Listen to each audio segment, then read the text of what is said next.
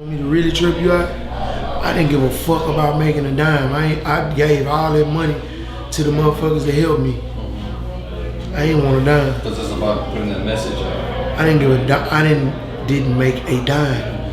I spent. I didn't make a dime. I ain't even give a fuck about making a dime. Because it's about putting out that real shit. Yeah, I wanted everybody to see. Yeah, they need to listen. Definitely. But I ain't give a fuck about making a quarter. Y'all ready? Mm-hmm. Let's go. Hey, this is Protocol with Houston Hip Hop Fix. I'm excited, man. I think it's been a couple years since we sat down, man. It doesn't feel like it. I'm with Killa Kyleon, man. Damn, it's been that long, I bro. think so. I want to say it's been 16. I thought we did that in 16. Was it? I don't know, man. I'm gonna have to go back and check. Dope ass interview. One of the best interviews I think I've done. Man, thank you, bro. That means a lot. Yeah.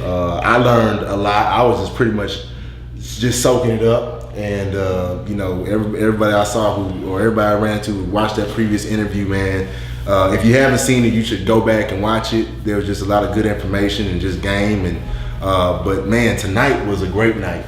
Man, it was actually a great night for me, man, because it was conceptual and at the same time good music, and a lot of the artists that I rock with, the artists that I naturally rock with, you know, just showing Houston that it's a different platform. I'm trying to take Houston back to that essence of that essence when the Ghetto Boys and the essence when it wasn't all just about Screw, because Screw and the UGKs play a role, but at the same time, Houston had a sound, a very different sound. We had a sound that we had Scarface and the Ghetto Boys, bro.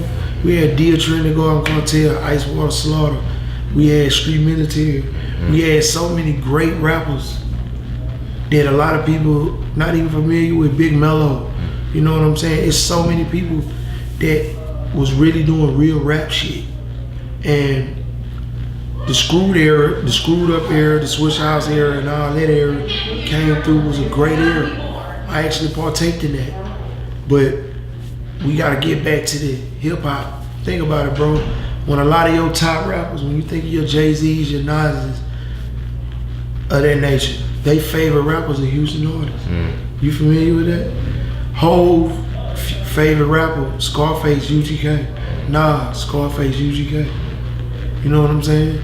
Wow. And just, we need to bring that back into the conversation where it's more Houston rappers that's your favorite rapper. I feel like I'm a rapper. That's my job, that's what I get paid to do. So at the end of the day, I can't just sit up here and use the word I'm a hustler. Yeah, I'm a hustler, but I'm not hustling my fans. I'm a rapper that listen to me because of that. You dig what I'm saying? Because I feel like when you tell a motherfucker you a hustler, hustler in the word, hustler has many definitions. And to tell a fan that you've hustled them is the way I'm gonna take that. I'm a hustler, I ain't a rapper. When you just hustled the fan. Okay. You get what I'm saying? I see what you're saying. You hustled the fan at that point. To where you hustle and you limit your fan base when you do that. Okay. Okay. Cause I think from a fan's perspective as well as a rapper. Okay. I don't just limit my connection to it. It's my job as a rapper, but at the same time, I have to think as a consumer in order to know what to present to them. Okay. Yeah. Man, I don't know if we caught that or what, but you didn't make anything from this concert. No, I didn't make a dime. I made money, but right. me personally, it wasn't even about me today. It was about my team. Like, that's why my shit's called Team Running. It was about my team. It really wasn't about me. I really wanted to put on a show and show them that Houston artists can do that same level of showmanship as anyone else. Yeah. And I don't know. I'm humbly speaking. I'm not being arrogant because I don't know how the show looked. It was amazing. I love the video. I love the background and the story that you told. Like when you did the song "Killing Niggas for J's," and then you had the Sports Illustrated cover, and you know, talking about your sneakers of your life, and I think we caught a picture where there was fists in the air, and then you saw the burning crosses and the Ku Klux Klan. So I thought that the visuals helped illustrate the story. That's exactly what it was for. I think interpreting and digesting it, when you ingest the music, when you ingested the music, you hear it. But the thing about a show is you get to actually see. You get to see and you get a feeling like it's just when you up there performing. I just like to give fans that feeling. My shows go different. It don't be no jumping and all this shit. I came to grasp that my fans really be sitting there listening. Yeah. That's what was happening. I was looking around. Like I looked dead, but at the same time, no. They wasn't dead. It was like they was watching a movie. And me putting the screen up there was to give you that movie feel. To give you that feel that you had an actual show. And you only promoted the show for about a week. Yeah, about a week, 2 weeks. And if I'd have did longer, it'd have been way more stupid. Right. But it was a good turnout. It was a great turnout, and there's a lot of big names and tastemakers in the city, and there's a diverse crowd. I saw white, black, Latino. And we talking about a very politically incorrect conversation. Very much so. And they were more at the stage than our skin color. Because at the end of the day, man, we a human race. Right. Not to take away from my skin tone at all. I'm so proud to be black. It's ridiculous. It's a blessing to even be it. Because I'm an Israelite and I'm one of the children of Abraham. So it's a blessing to be black. And that's what the whole project was about. Right. The whole project was to get the unfamiliar familiar with the things that's going on and what they're unfamiliar with. Right. And we as rappers are messengers. We have a job to deliver a message. And at some point, I got tired of the messages not really reaching home. This is the first project to get the ultimate response that I've gotten and praise for. My last project, Candy Paint Texas Place 2, got a ridiculous response. But this right here, when you speak the truth, they gonna fuck with you because the truth was being spoken. Do you feel like mentioning the Scarface and the Ghetto Boys? Thinking about the K Renos in Houston? Do you feel K Reno, the whole SPC coalition? Are you taking that? Are you feeling that role now? That's what I want to do, but on a grand scale, I want to be when they speak on rappers and the best. I want my name in that conversation. I do it for that. I'm like Mayweather, I'm a prize fighter. But at the same time, when they have a conversation about not even just Houston, I want my name in them conversations with Scarface, UGK.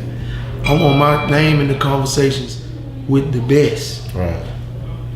That's what I want I've always, when I was young, I looked at your MTV Raps. I looked at Rap City and used to want to be seen on there, and knew that that's what I wanted to do. That reminds me of a line in your song. We blacks always talking about who's the greatest. Yeah. Is it D-Lo said? D-Lo said that? They just want the cages. They just want the I'm cages. never hearing white folks. He say, I'm never hearing white folks argue who the greatest. Right. They just want the cages. Save us slave or something, get a whooping. That was on Redemption. Oh man. That was a track towards the end. Yeah. And I was performed Redemption too. Yeah. I saw Dante Higgins come out. D-Lo was on the track. Lorraine Motel, man, just to get to the album also, man. Just starting with the title and the historical significance. Now that was the hotel that Dr. King was assassinated at. Allegedly. Yeah, that's where he was assassinated. So the analogy of it all is that's where the Black American dream died. They called him the dream. He had a dream. Right. He was one of our leaders. Also, a lot of people don't know. I ain't gonna get into the edgy stuff about it because they not ready to digest that. For sure. But he was one of our spokesmen, peaceful protester, and he was killed out defending his people. But when he had the dream, he got killed.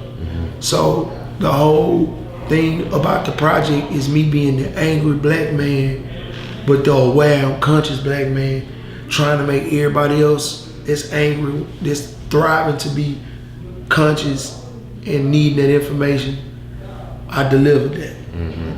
That's what a black American dream now. Us as black Americans, we haven't had any more leaders to stand up on since then. Right. So that right then and that was what we had to stand on. Man, just to push deeper into the album, man, it was a really heartfelt album, man. Yeah. And you could just, I like the duality of it because I laugh, you know, when you talked about Oprah Winfrey and you said, you know, she's missing, but you also gave her credit, you know, on Being a strong black woman, right? because we not perfect. Right. You know, at the end of the day, we not perfect. We make mistakes, but the thing is, you gotta learn from them. That's the great part of a blessing. You learn from your mistakes, and God, who they talk about, I feel like she gonna bless you whether you do, and it's written in the book of lives that I talk about. It's written that, you know, even when you do bad, you doing good because it's a blessing in every lesson. You got blessed with knowing not to do that again. You know what I'm saying? And once you blessed with the knowledge to know not to do something again, then therefore, I feel like my job as a rapper within the climate, bro, is so much negativity that they not aware of their history and where they stem from. And I think if you encourage a lot of the youth to get familiar with their history, they gonna look at themselves in a whole different light. Because they gonna have purpose. Right now they don't have purpose. Right. The turn up. They celebrating failure, bro. Do you really think that the culture can be turned around and move towards more consciousness? Is it gonna happen with all the commercialism that's... Yeah, it was always been commercialism in hip hop. Right. But at the same time, it was an area for consciousness. It was an area for this. Well, rap was the buffet table. Okay. You get to ingest and digest different things. Right. To now, they just trying to give you macaroni and cheese. We just sell macaroni and cheese. We don't want to push nothing but macaroni and cheese. If you're not talking about macaroni and cheese, then boom. And that's what's fucking up the game. Because you don't have many outlets. Back in the days, you had a Tribe Called Quest. You had the Jungle Brothers. You had the Native Tongues. You had NWA. You had the Fugees. You had the Wu-Tang Clan. You had the Ghetto Boys. You don't see groups no more because they using separation for elevation. They not actually, everybody wants the solo act because money is dictating everything. Nobody wants the group no more. You don't have no more groups. You don't have none of that no more. To where rap has changed dramatically.